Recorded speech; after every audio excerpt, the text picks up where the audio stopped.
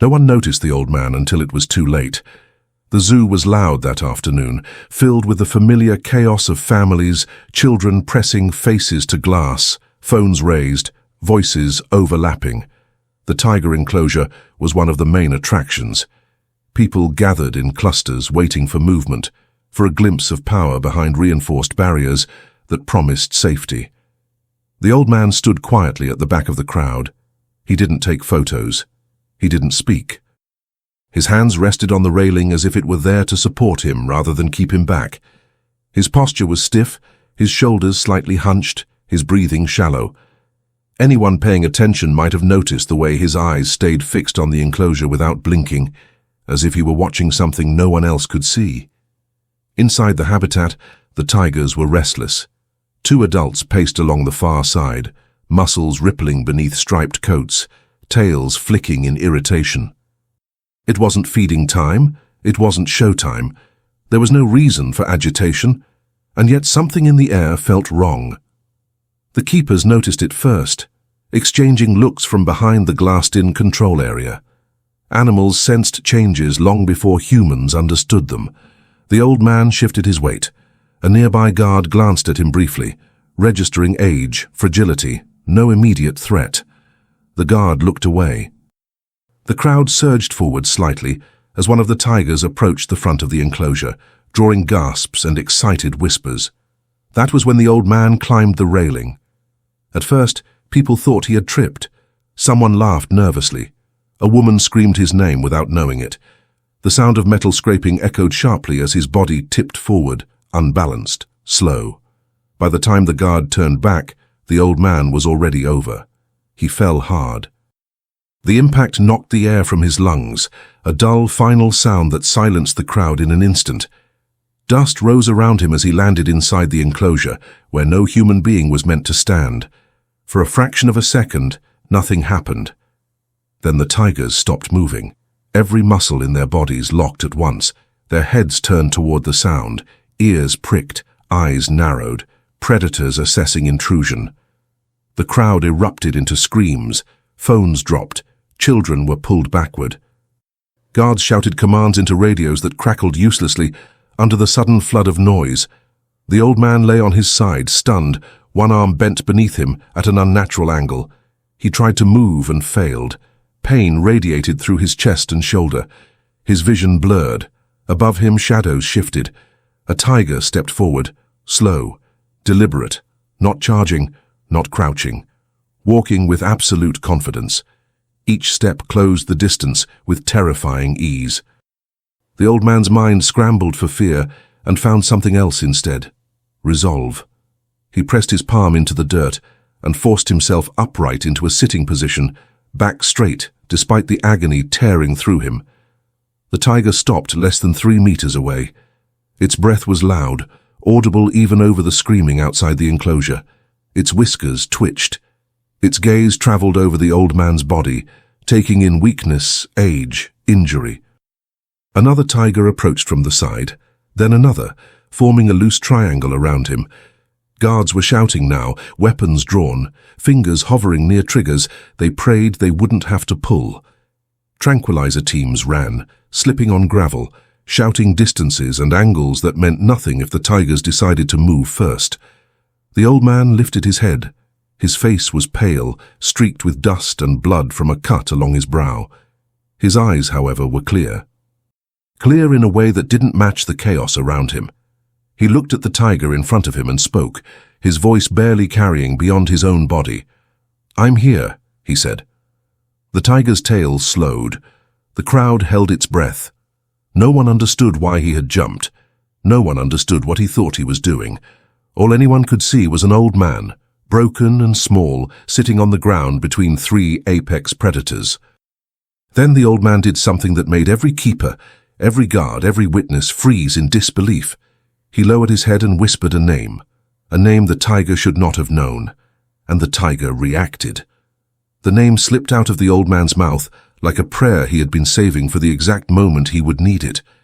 It wasn't shouted, it wasn't dramatic, it was soft, cracked by pain, almost swallowed by the dust in his throat. But the tiger heard it.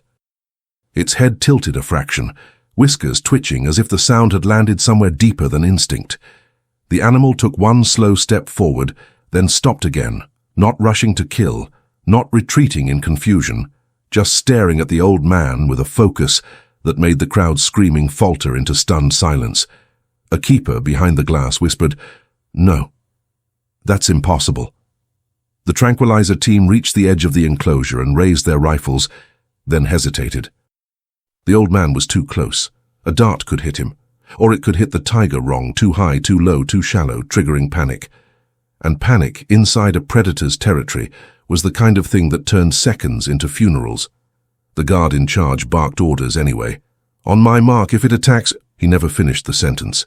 The tiger lowered its body, not into a stalking crouch, but into a controlled, almost careful stance. It moved its head closer to the old man's face, close enough that the old man could feel the heat of its breath, close enough that the audience could see the tiger's nostrils flaring as it inhaled him. The old man didn't reach out. He didn't try to touch the animal. His arm was injured, his shoulder burning, but more than that, he understood something everyone else forgot in moments like this. With a tiger, you don't take, you offer, you wait, you let it choose. His lips moved again, quietly. "Easy," he murmured. "It's me." The tiger's ears flicked. Its gaze shifted over the old man's face, lingering on the cut at his brow, on the tremor in his hands, on the way his breathing fought to stay steady. Then the tiger did something that none of the witnesses expected. It sat down, right there in the dust directly in front of him. The crowd made a sound like a collective gasp, half relief and half terror. The tiger's tail curled once, then stilled. Its posture wasn't relaxed, but it wasn't predatory either. It was as if the animal had decided the old man was not prey, and that decision was final. A second tiger moved in from the side, head low, eyes bright. The old man's heart hammered. The triangle tightened. The second tiger's shoulders rolled as it stepped closer, sniffing the air with a hunger that felt real. The first tiger reacted instantly. A low growl vibrated from its chest, not loud enough to be a roar, but heavy enough to change the atmosphere. It wasn't aimed at the old man. It was aimed at the other tiger. A warning. A boundary. The second tiger stopped mid-step. The third tiger, farther back, paced once, then froze, watching. Outside the enclosure, the guard's hand shook on his weapon. Keepers stared at each other, unable to reconcile what they were seeing with anything they'd ever learned. Tigers did not enforce boundaries for humans. Tigers did not protect intruders. Tigers did not sit calmly with an injured man in their territory, while trained professionals stood helpless on the other side of a barrier. The old man swallowed and forced himself to stay upright. His vision swam, pain pulsing in waves. He couldn't stay like this much longer. He had known that before he climbed the railing. He had known it when his feet left the metal. This wasn't bravery. It was urgency. A memory flashed.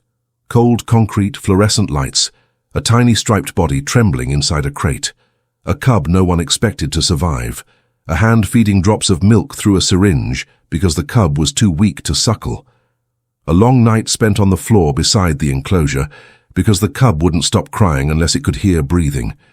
The old man's throat tightened.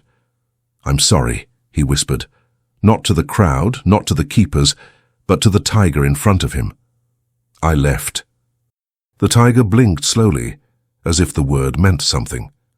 The old man shifted his gaze past the tiger, toward the far corner of the enclosure, where shadows gathered behind an artificial rock formation.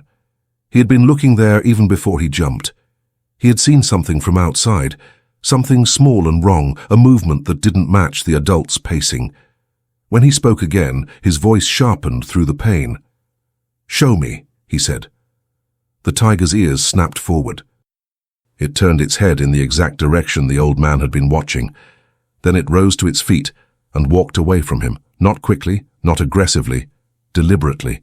2 steps, then it stopped and looked back, waiting, like an instruction. The crowd's noise returned in waves. "He's leading him. Don't move. Shoot it. Oh my God!" Phones were up again, capturing the impossible. The guard shouted for everyone to stop filming, but nobody listened. The tranquilizer shooter tracked the tiger with his sight, then lowered the rifle again. He still had no shot, not without risking the old man's life. The old man pushed himself up, shaking, and followed. His injured arm hung uselessly at his side. His legs wobbled, threatening to collapse with every step. But he moved anyway, drawn forward by the tiger's purposeful pace. The tiger stayed just ahead of him, glancing back every few seconds to make sure he was still coming. They reached the far corner. The tiger stopped and lowered its head toward a narrow gap behind the rock formation. A place visitors couldn't see from the main viewing area. A place hidden, protected from wind, from eyes, from noise. The old man leaned forward, squinting into the shadow, and then he saw it. A small striped shape pressed against the dirt, breathing too fast, trembling. A cub, alive, but barely. One paw dragged behind it at a wrong angle, and its fur was darkened with blood along the shoulder, as if it had been caught in something sharp. The old man's breath caught. So that was why the tigers had been restless. Why the adults had paced. Why the first tiger had come to the front of the enclosure, like it was searching for help for anyone, for something beyond its own instinct. The old man dropped to his knees with a soft groan, pain exploding through his body as he reached out, slowly, carefully, toward the cub. Behind him, the first tiger's growl deepened, not at him, at the world, as if warning everyone, if you rush this, you will destroy it. And outside the enclosure, as rangers prepared to open the emergency access gate, the old man realized something that made his blood turn cold. The cub wasn't injured by accident. It had been hurt by something inside the enclosure, something that was still there, and it was moving. The growl rolled through the enclosure like a warning flare, low and sustained. The first tiger moved immediately, stepping between the old man and the shadowed gap. Body angled so nothing could reach him without crossing a line, it clearly intended to defend. The second tiger circled wider now, uneasy, ears pinned, eyes darting toward the far side of the habitat. Whatever had hurt the cub, it was not gone. The old man stayed on his knees, breath coming in sharp bursts as pain radiated from his shoulder down his arm. He didn't pull back, he didn't rush forward. He held still, letting the moment settle the way he had learned to do years ago, when panic turned cubs feral and haste meant death. His fingers hovered inches from the dirt, palms open, empty. "It's all right," he whispered. "I see you." The cub twitched, a weak sound slipping from its throat. The old man inched closer, careful not to block the adult tiger's view, careful not to corner anything that might lash out. He could smell blood now, metallic and sharp, mixed with the heavy scent of the adults. The injury on the cub's shoulder looked deeper than he'd first thought, jagged, not a fall, not a scrape. Behind them, the second tiger stiffened. A shape moved near the back fence, too fast, too sudden. Metal clinked faintly. The old man's eyes flicked up. The fence line, reinforced and tall, cast hard shadows where maintenance panels met steel. Another tiger emerged from behind the structure, shoulders scarred, one ear torn. An older male. His gait was uneven, but his eyes were locked on the cub with a focus that made the air feel thinner. The first tiger roared, not in rage, in command. The scarred male answered with a snarl and took a step forward. The second tiger retreated instinctively, choosing a side without choosing it openly. The cub whimpered again, trying to crawl, failing as the injured paw gave way. The old man's heart hammered. He understood now. Territorial pressure. A challenge. The cub had wandered into the wrong space. The injury wasn't an accident, it was a message. And the message hadn't been finished delivering itself. Outside the enclosure, rangers shouted into radios, fingers hovering over switches that controlled secondary gates. The tranquilizer team repositioned, then stopped again. The angles were impossible. Too many bodies. Too much risk. One wrong dart and the wrong animal would explode into motion. Inside, the first tiger planted himself, tail lashing once. He didn't advance. He didn't retreat. He held the line. The scarred male paced, teeth bared, testing for weakness. The old man felt a wave of dizziness wash over him and fought it down. He could not pass out. Not now. Not here. He spoke without looking up. "He won't back off. he said quietly, voice thin but certain. He thinks he's already won. The first tiger flicked an ear, as if acknowledging the truth of it. The old man slid his hand forward another inch and rested it on the dirt beside the cub, close enough to be felt, not close enough to be taken. The cub turned its head, tiny nose brushing his fingers, and stilled. The scarred male paused, confused by the shift, by the human presence that didn't behave like prey. "Easy," the old man breathed. "We'll move him. We'll move him together." He reached to his belt with his good hand and unhooked the thin scarf he wore against the dust. He laid it flat on the ground, then drew it slowly beneath the cub's chest, careful of the injured shoulder. The first tiger watched every motion, muscles coiled, ready to end the world if it went wrong. The scarred male lunged. It happened fast, a blur of stripes and dust. The first tiger met him mid-charge, bodies colliding with a sound like stone breaking. They grappled, a violent knot of muscle and fury, snarls tearing the air. The second tiger darted back, choosing survival over loyalty. The cub cried out, panic sharp and piercing. The old man didn't think. He pulled, not hard, not frantic, just enough to slide the cub a few inches back into the narrow pocket behind the rock, away from teeth and claws. The scarf held. The cub slid, trembling, and the old man pressed his body between the cub and the open space, shielding it with his own. The fight broke apart as quickly as it had begun. The scarred male skidded back, breath ragged, reassessing the cost. The first tiger stood over the old man and the cub, chest heaving, blood trickling from a fresh cut along his flank. He roared again, louder this time, and the scarred male finally retreated, melting back into the shadows near the fence. Silence crashed down, heavy and stunned. The old man sagged, strength draining. He braced himself on one knee and forced his breathing to slow. The first tiger lowered his head, touching his muzzle briefly to the old man's shoulder, an unmistakable warning to anything watching. This space was claimed.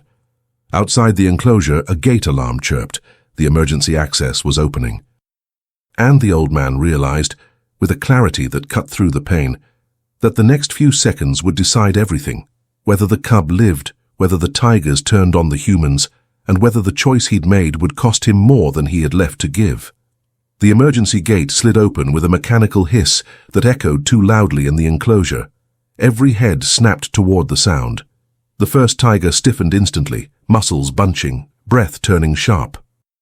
The cub whimpered and pressed deeper into the narrow space behind the rock, its small body trembling against the old man's leg. The old man raised his hand without looking back. "Stop," he said, his voice breaking but firm. "Not yet."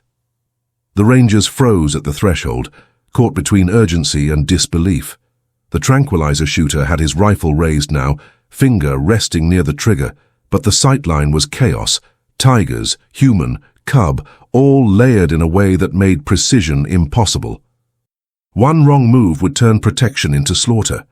Inside the enclosure, the first tiger stepped forward and positioned himself directly between the old man and the open gate.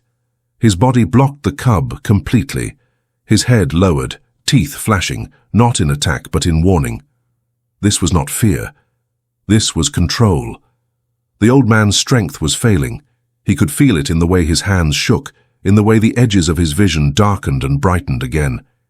He knew he didn't have long. Whatever needed to be done had to happen now. He looked at the tiger in front of him and spoke the truth he had been carrying since the moment he climbed the railing. "I didn't come here to survive," he said quietly. "I came because you couldn't." The tiger held his gaze. The old man turned slightly and reached back toward the cub one last time, slow enough that no one mistook the motion for a threat.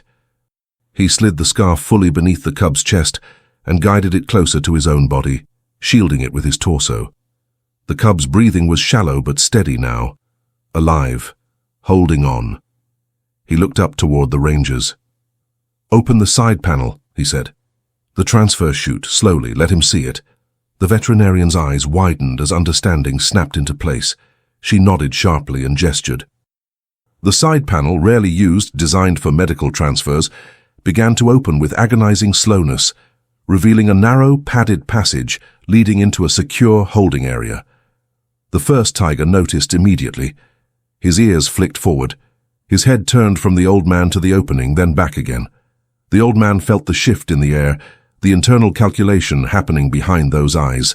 Escape route, safety, separation from threat. The old man leaned back, easing pressure away from the cub and toward himself.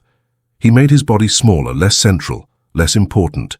Every movement was intentional, every breath measured. "It's for him," he whispered. "Not for me."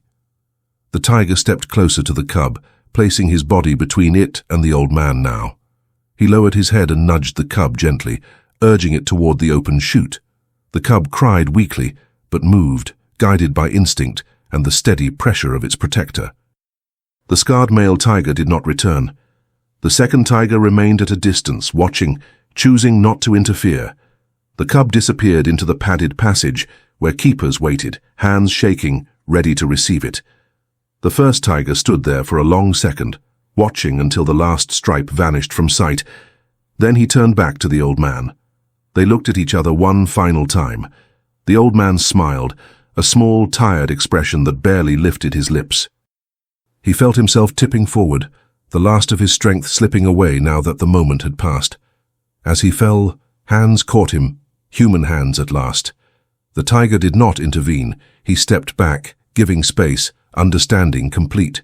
The tranquilizer dart never flew. The first tiger followed the cub into the holding area moments later, calm now, compliant, his purpose fulfilled. The enclosure fell silent in a way no one had ever experienced before. At the hospital that night, the old man slept for hours without waking. When he finally opened his eyes, a nurse was sitting beside him. She told him the cub would survive. Surgery had gone well. The tiger had refused to leave the cub's side. The old man closed his eyes again, a single tear tracing a line down his temple. "That's all I needed," he whispered. He passed away 2 days later, quietly, without pain. The zoo never released the full story. Official reports spoke of a breach, a rescue, a tragic medical event. They did not mention the name the old man had whispered. They did not mention the moment a tiger chose restraint over instinct, or how a broken man gave everything he had left so that something small could live. But those who were there remembered. They remembered the silence before the roar. They remembered the way the tiger stood guard. And they remembered that sometimes the most shocking thing is not violence, but the choice not to use it.